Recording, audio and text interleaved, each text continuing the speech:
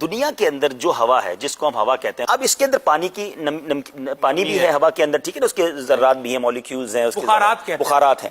لیکن یہ ہوا کے اندر سے آکسیجن کو ایکسٹریکٹ کرنا، اگر آج کے دور میں دنیا میں کسی ہوا کے کہا جائے کہ اس سے آکسیجن نکال کے دیں تو اس کا جو پلانٹ لگتا ہے سلمان بھائی، اس کو کہتے ہیں کرائیوجینک ڈسٹیلیشن، جو ہے یہ پلانٹ لگے گا جس کے اندر سب سے پہلے اس ہوا سے ڈسٹ کو الگ کیا جائے گا، یعنی فلٹر پلانٹ لگے گا کہ جس کے ذریعے یہ پہلے ہوا سے جو گرد ہے یا غبار ہے وہ الگ ہو جائے، ایگزیکٹلی ہوا آ جائے، اس پلانٹ سے گزر کر صاف ہوا اس پلانٹ کے اندر جاتی ہے، پھر بتایا جاتا ہے کہ اب جو ہوا ہے اس کو اتنا ٹھنڈا کیا جائے گا -180 ڈگریز ٹیمپریچر کرنا پڑتا ہے، تب جا کے یہ ہوا لکوڈ فارم میں بن جائے گی، یہ ہوا پانی کی طرح لکوڈ بن جائے گی، ٹھیک ہے۔ اس کے بعد یہ لکویفائڈ جو ہے اس کو ایک سرٹن اماؤنٹ پہ پھر گرم کرنا پڑے گا، ٹھیک ہے، اور اس کے بعد یہ کرائیوجینک سیپریشن پروسیس ہوگا جو کہ بہت زبردست، اس کے لیے کمپیوٹرز اور پلانٹ چاہیے جس سے آکسیجن الگ ہوگی اور کاربن ڈائی آکسائڈ الگ ہو جائے گی، یعنی اس ہوا کے اندر سے آکسیجن نکالنے کے لیے لاکھوں کروڑوں روپے کا پلانٹ ریکوائرڈ ہے، ٹھیک ہے۔ اب اللہ تعالیٰ نے ایک دن کے بچہ جب پیدا ہوتا ہے اس سے لے کر جب اس نے زندہ رہنا ہے، ہر سیکنڈ ہم سانس لے رہے ہیں۔ اب ذرا غور کیجئے گا، سائنس کہتی ہے کہ جو ہمارے ناک کے اندر جو بال ہیں یہ بال کام کرتے ہیں فلٹر کا، ڈسٹ جو ہے ان بالوں سے رک کر کلیئر ہو کر ہماری ناک کے اندر جاتی ہے، پھر ہماری ناک کے اندر ایک رطوبت ہے، ہر وقت آپ دیکھتے ہیں ہمارے ناک کے اندر کچھ نہ کچھ رطوبت ہے، وہ جو رطوبت ہے وہ لکوڈ فارم ہے، وہ اس ہوا کو کول ڈاؤن کرتی ہے، یہ وہ کام کرتی ہے جو مشین -180 ڈگری سیلسیس پر لے کر جاتا ہے ہوا کو، یہ رطوبت اس کو کول ڈاؤن کرتی ہے، پھر یہ ہوا ہمارے لنگز میں پہنچتی ہے، ہمارے جب پھیپھڑوں میں ہوا جاتی ہے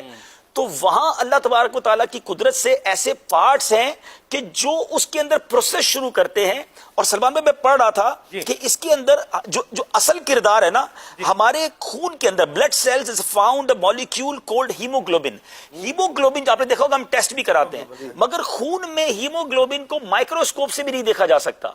مگر وہ ہیموگلوبن جو ہے وہ جا کر جو اس کے مولیکیولز ہیں وہ اس ہوا سے آکسیجن کو الگ کرتے ہیں اور کاربن ڈائی آکسائڈ کو الگ کرتے ہیں، اور آپ ذرا یہ پروسیس کی سپیڈ دیکھیں، میں جب سے آپ سے بات کر رہا ہوں سانس بھی ساتھ ہی لے رہا ہوں، اللہ، یہ پلانٹ سارا کا سارا خود ہی کام کر رہا ہے، ناک جو ہے وہ ڈسٹ کو دور بھی کر رہا ہے، کول ڈاؤن بھی کر رہا ہے، لنگز میں ہوا بھی جا رہی ہے، اور with in seconds carbon dye oxide کو باہر نکال رہا ہے۔ آپ ذرا سوچئے کہ یہ وہ پلانٹ ہے جس کو آج سائنس لگانا چاہے تو کروڑوں روپے درکار ہیں، اور یہ پلانٹ ہر پیدا ہونے والے بچے کے اندر قدرت نے لگا، ہر سانس قدرت کی، ہر سانس اللہ کی نشانی ہے، ہر سانس ہمیں رب کی یاد دلا رہی ہے، پروسیس ہو کیسے رہا ہے، ہم سو رہے ہیں، دیکھیے ہمارا سونے کے بعد کوئی کام نہیں ہوتا، ہمیں پتہ ہی نہیں ہوتا ہم کہاں ہیں، مگر یہ پلانٹ پھر بھی چلتا ہے، یعنی دنیا کا ہر پلانٹ اٹس نیڈ ریسٹ، دنیا کا کوئی پلانٹ ایسا بن ہی نہیں سکا آج تک جو راؤنڈ اے کلاک چل سکے، یا پھر اس کے لیے سیپریٹ سسٹم ہے، لیکن ہمارے پاس کوئی ایکسٹرا ناک نہیں ہے، ہمارے پاس کوئی ایکسٹرا پھیپڑے نہیں ہیں، ہمارے پاس کوئی ایکسٹرا دماغ نہیں ہے جو یہ سو جائے،